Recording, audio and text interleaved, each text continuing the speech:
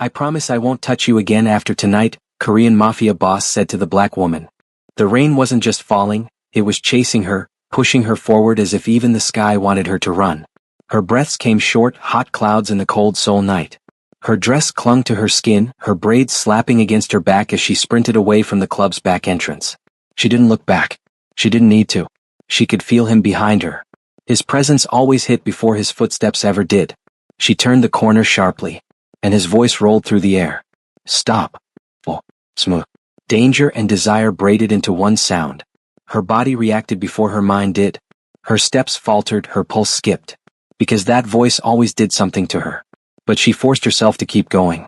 She couldn't let him catch her again. Not after what almost happened inside. Don't run from me, he said. And God, he wasn't even breathless. By the time she reached the underpass, her legs shook. The cold metal beams echoed the pounding of her heart. She pressed her back to the wall, trying to steady her breathing. A moment later, he emerged from the shadows. Tall, dark suit soaked through. Black hair dripping, framing the sharpest cheekbones she had ever seen. Eyes, those intense, unreadable eyes, locked onto her like she was the only thing he saw. He approached slowly, his steps controlled, deliberate. He didn't need to run. He knew she couldn't escape him. Rain slid down his jawline, glistening under the dim streetlights, and for a second she forgot how to breathe. You ran again, he said softly. Not angry. Not even surprised. Just hurt. Barely. She pushed off the wall, keeping distance between them. I told you, I can't keep doing this. His gaze flickered down her body, lingering just a beat too long before he forced his eyes back up to her face. The restraint in that simple movement made her stomach tighten. His voice dropped to a whisper. You think I didn't notice the way you looked at me tonight? Her breath shook. That was a mistake. No, he murmured, stepping closer. It wasn't. The air between them thickened, warm despite the cold rain, charged with everything they both tried to deny. You don't belong in my world, she whispered. He stopped just inches away, the rain dripping from his hair onto her skin. But you walked into it, he said, and now I can't walk out. She swallowed hard, the heat of his body brushing her even though he hadn't touched her yet. He leaned in just slightly, his breath warm against her ear. Tell me to leave, he whispered. I will, if you really want me to. Her lips parted, but no words came out. Because he knew. He always knew. A muscle ticked in his jaw as he pulled back enough to meet her eyes. Tonight is the last time I chase you, he said quietly. And after tonight. His gaze dropped to her lips just for a second. I promise I won't touch you again. The lie trembled in the air. Heavy, thick, suffocating. Because they both felt the truth. He was already touching her without laying a finger on her. And she was already letting him. The hotel suite door clicked shut behind her, sealing the world out. And sealing her alone with him. Warm light spilled over the room, soft gold, dim but intimate. And the rain outside painted watery shadows across the floor-to-ceiling windows. She stood near the doorway, drenched, shivering slightly. Not from the cold. From him. The Korean Mafia boss shrugged off his soaked jacket, his movements slow, deliberate. The black fabric fell to the floor with a soft thud, revealing the fitted shirt beneath, clinging to him, outlining the lean, dangerous strength he carried so effortlessly. His collar loosened slightly, offering a glimpse of the tattoo on his collarbone, and her breath hitched. He noticed. He always noticed. You're tense, he said quietly, voice smooth like warm velvet. You've been tense since you ran. Can you blame me? She shot back, arms crossing over her chest, even though that did nothing to protect her from the heat of his gaze. He stepped closer, not enough to touch, but enough that his presence pressed against her senses. Sit, he said gently.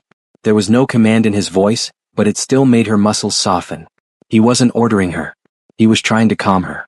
She hesitated, then moved to the couch, her dress brushing against her skin, still damp, her heartbeat loud in her own ears. He sat across from her, elbows on his knees, fingers interlaced. He didn't lean back. He leaned forward toward her. And that alone set her nerves on fire. Why me? She whispered. It was a question she'd asked herself every night since the first time he looked at her, as if she were something he wasn't allowed to want. He let out a long breath, dragging a hand through his wet hair. When you walked into my club, you weren't afraid, he said. You were the only person in that room who saw me as a man and not a monster. That's not true, she murmured. It is, he countered softly. And I didn't know what to do with that. His eyes flickered to her lips, just a flicker, but something inside her tightened anyway. She glanced away. You warned me never to tempt you. His jaw clenched. I warned you because I was already tempted. Silence curled around them, hot and thick. He reached for the bottle of liquor sitting on the table, poured 2 glasses, but neither touched theirs. He wasn't drunk. And he wasn't trying to seduce her with alcohol. He was trying to keep his hands busy. "If you want to leave," he said quietly, "I'll let you. After tonight." "Why tonight?" she asked, voice softer now. "Because if someone else comes after you," he said, eyes darkening, "I won't be there to protect you." Her brows furrowed. "What are you talking about?" He leaned back slightly, eyes never leaving hers. "One of my rivals was watching you tonight." Her heart froze. "What? Why?" He hesitated. And it wasn't like him to hesitate. "Because they think." His throat bobbed. "You matter to me." She swallowed hard. "And do I?" His answer was immediate. "Dangerous. Bruh. Yes." The word hung between them, hot, heavy, undeniable.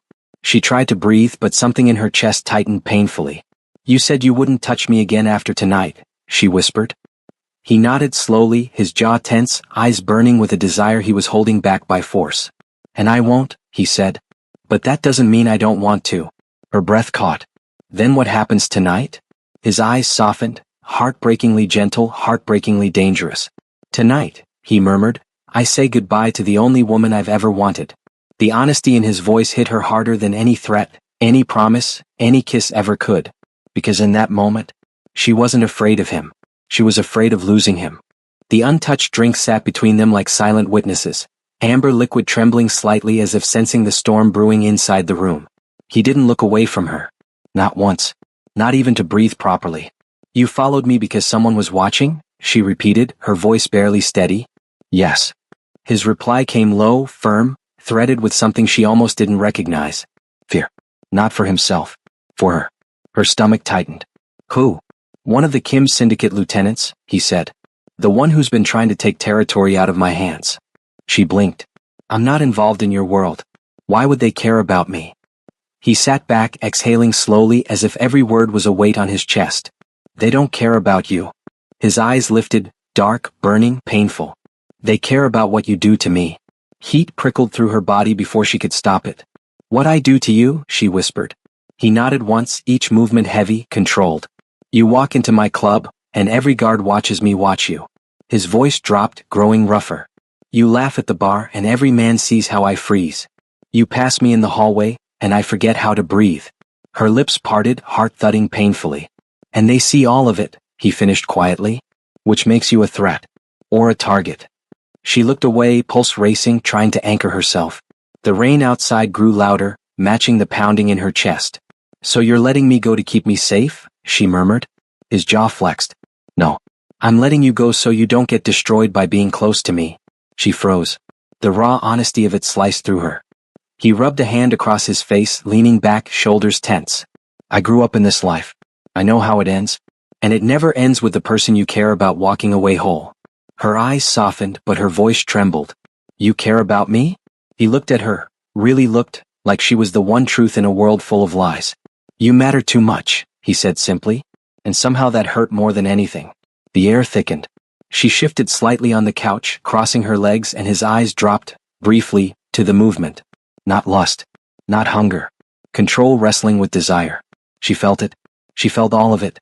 "You're breaking your promise," she whispered, breath shaky. "You're not supposed to look at me like that." His eyes lifted, locking on hers with a heat that nearly stole her breath. "I know," he murmured. "But I can't stop." She swallowed, her pulse fluttering in her throat. "Then why did you promise it all?" she whispered. He leaned forward, elbows on his knees, hands clasped tightly like he needed to hold something or lose control. "Because if I touch you," he said, voice raw, trembling on the edge. "If I let myself have you even once." He shook his head. "I won't survive letting you go." Her breath hitched. Her body warmed.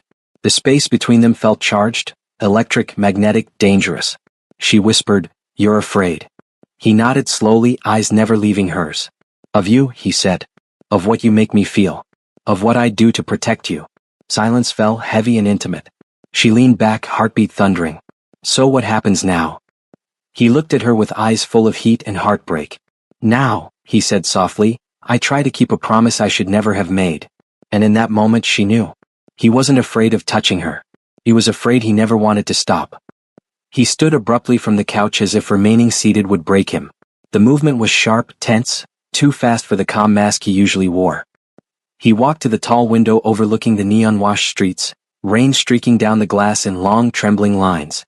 The city lights reflected on him like fractured colors. A man divided in two. His hands braced against the window frame, knuckles white, shoulders rigid. He looked like someone fighting himself. "You're not telling me everything," she said quietly from behind him. His back rose, not with anger but with breath he couldn't release. He stayed silent. She could hear the tightness in that silence. She stepped closer, cautiously, her voice a soft thread in the dim room. "You said you're letting me go for my safety," she said. "But there's something else." Nothing. No answer. Just the rain and his ragged breathing. Finally he spoke. Voice low, strained, almost breaking. "I'm trying." She frowned. "Trying what?" His head lowered and he exhaled shakily. "Trying not to reach for you," he said. "Trying not to forget the world outside this room exists. Trying not to undo himself because of you." He didn't say the last part out loud, but she heard it in every syllable. She took another hesitant step forward. The closer she got, the more he tensed, like her nearness burned. "You don't have to protect me from yourself," she whispered. "Yes," he said instantly, almost violently. "I do." She froze. Slowly, painfully, he turned to face her. His eyes. God, his eyes. Fear. Longing so fierce it was almost a confession. "You don't know what happens when I stop controlling myself," he said softly. "And with you, I lose that control without even touching you." Her pulse jumped. The room suddenly felt too warm, too small, too intimate. "What do you mean?" she asked. He stepped forward, not to touch, but to close the distance until only a breath separated them. Their bodies didn't touch, but the air between them caught fire. "When you look at me," he murmured, "I forget I'm supposed to be dangerous. When you walk away, I want to pull you back. And when you're close." His voice dropped, rough and quiet. "I feel things I don't have names for." Heat unfurled in her stomach. She swallowed. "Then tell me why you're really letting me go." His expression softened, slowly, painfully, like a man peeling away armor he'd worn his whole life. "Because you deserve more than a man who kills for a living," he said. "You deserve someone who brings you peace, not fear." She opened her mouth, but he shook his head gently, stepping back an inch. "And if you touch me right now," he inhaled sharply, "I will break my promise." His voice wasn't a warning. It was a plea. She stepped closer anyway, until their breaths mingled and her heartbeat brushed his chest without skin making contact. "I didn't ask for the promise," she whispered. His jaw clenched so tightly she could see the tension ripple down his throat. "I made it for myself," he murmured. "Because if I let myself want you." His voice grew hoarse. "I won't let you leave." She reached up, slowly, cautiously, and lifted a hand. Not to touch him. Just to hover near his cheek. The inches of empty space between her fingers and his skin felt hotter than fire. He exhaled roughly, eyes fluttering shut for a heartbeat. "Don't," he whispered. "If you touch me, I'll forget the promise existed." "Maybe it shouldn't," she breathed. His eyes snapped open, dark, wide, devastated. "You don't know what you're saying." "I do," she said softly. "I'm saying you're not the only one fighting something tonight." The air thickened, tightening like a rope around both their throats. He backed away only half an inch, tortured, wanting, wrecked. "Please," he whispered. A word she had never heard from him before. "Don't tempt me." But that was the problem. She didn't have to. Her very existence tempted him. And for the first time tonight she realized, distance was more dangerous than touch. He stood in front of her like a man torn in two. One half fighting for restraint, the other half burning alive. "You're killing me," he murmured. The words left him on a trembling breath, rough and unguarded. His face. God, his face. He looked devastated. Hungry. Lost. She took one slow step toward him. He inhaled sharply. Like her nearness punched the air out of his lungs. "Then what do you want from me?" she whispered. His eyes dropped, to her mouth. "Then back up." He forced them back up. "Nothing," he said. The lie quivered in his voice. "But everything." Her chest tightened. He wasn't trying to seduce her. He was trying to survive her. She stepped closer again. Heat curling low in her stomach at how he tensed in response, muscles tight beneath his soaked shirt. Another step. His eyes darkened, a storm forming in the black. "Don't come closer," he warned softly. But even his warning sounded like pleas. She ignored him. She moved until the space between them dissolved into warm breath and shared silence. "You said you wouldn't touch me," she whispered. His jaw clenched, his throat bobbed, and his fingers twitched like he wanted, needed, to reach for her. I won't, he said. But you have no idea what you're doing to me. Her body warmed. If you're not touching me, why does it feel like you are? His eyes hardened, not in anger but in surrender. In the helplessness of wanting someone too much. He exhaled through his nose, slow and shaky. Look at me, she murmured. He did. And in that look, all the promises in the world shattered. He stepped closer, not touching, not reaching, just invading the space like gravity belonged to her. You think I'm strong enough for this? He said, voice barely above a whisper. I'm not. Not when it comes to you. Thunder cracked outside. Sharp, violent, as if the night itself felt the tension between them. Then, a sound, soft, barely audible, but unmistakable. The door latch. He stiffened instantly. All warmth drained from his expression, replaced by something cold, lethal, terrifyingly calm. Stay behind me, he said, voice shifting into a tone she had never heard directed at her. He moved her with one hand, lightly, gently, but fast. Instinctively. Protectively. Then with his other hand he grabbed the gun tucked beneath the table. What's happening? She whispered. His eyes were locked on the door. His body had become a weapon. Someone else is here, he said quietly. The promise was gone. Destroyed. Forgotten. The man who moments ago trembled because of her was gone. In his place stood the Korean Mafia boss. Deadly, calculating, unblinking. He positioned himself between her and danger, shoulders squared, gaze razor sharp. The door rattled again. Her breath caught. He lifted the gun, silent and focused. Everything in the room froze. Her heartbeat. The rain. The world. In that terrifying stillness, one truth hit her harder than the fear. He could break every promise he ever made, but he would never let anyone touch her. The door jerked violently. Once, twice, then stopped. Silence thick in the air. She could feel his breath change. Feel the tension rolling off him like heat. Feel the danger whipping the atmosphere into something electric. He didn't look back at her. He didn't need to. His attention was a shield, fixed, unbreakable, terrifyingly precise. Stay behind me, he said again, low and firm. But don't argue. This time it wasn't a command. It was a plea disguised as steel. He stepped forward, gun raised, every muscle carved in tension as the door eased open. Not blasted, not kicked. East. A more calculated threat. A shadow slipped inside. Slow. Quiet. Uninvited. The man at her side didn't flinch. Didn't gasp. Didn't even blink. He simply shifted his weight, angling the gun with a precision born from a life of violence he never wanted her to see. But tonight, he had no choice. The intruder stepped fully into the light. A man in a dark coat, face half-shadowed, eyes cold and confident. Boss, the intruder said with a smirk. Fancy hotel for a goodbye night.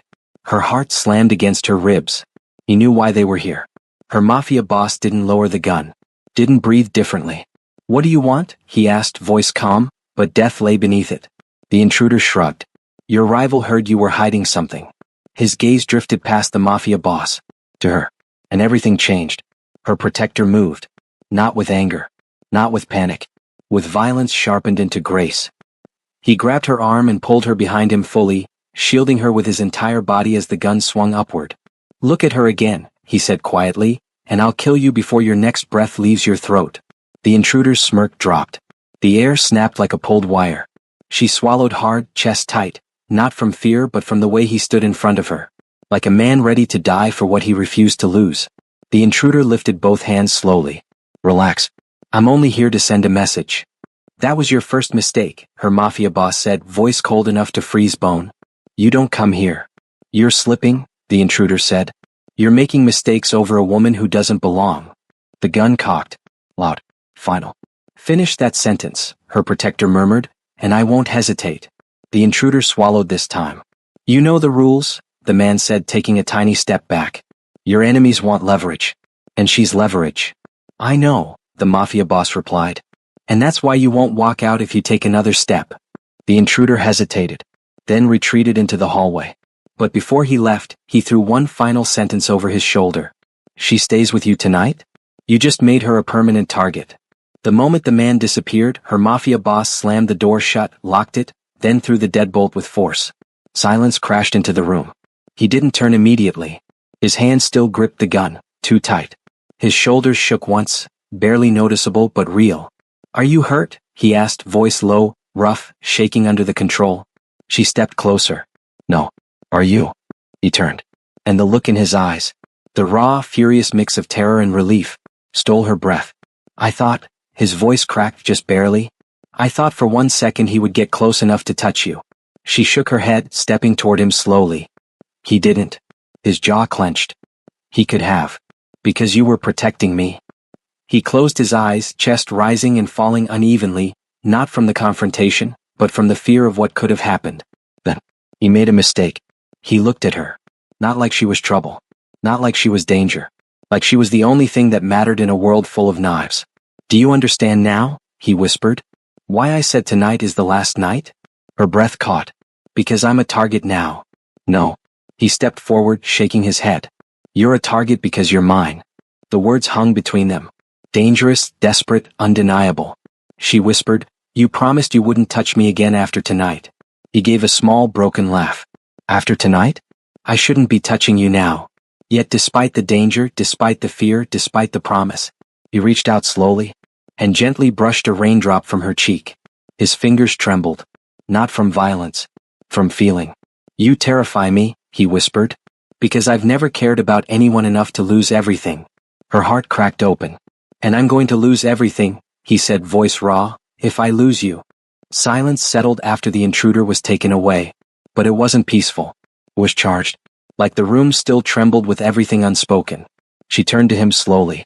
He hadn't moved from where he stood after slamming the door shut. One hand was braced against the wood. The other clenched at his side. Jaw tight, eyes dark. Like he was fighting something inside himself with everything he had left. Are you hurt? He asked, still facing the door. No, she said softly. Are you? He didn't answer.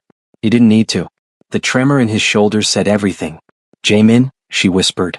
His entire body stiffened. He turned, slowly, like he was afraid to look at her, afraid of what would happen if he did. His eyes met hers. And the storm he'd been holding back all night cracked open. He stepped toward her once. Each step heavy with emotion, with restraint, with a promise that was already dying. Why are you looking at me like that? She whispered. He stopped right in front of her. Close enough for her to feel the heat rolling off him, but not touching. I almost lost you tonight, he said. The words didn't come out smooth.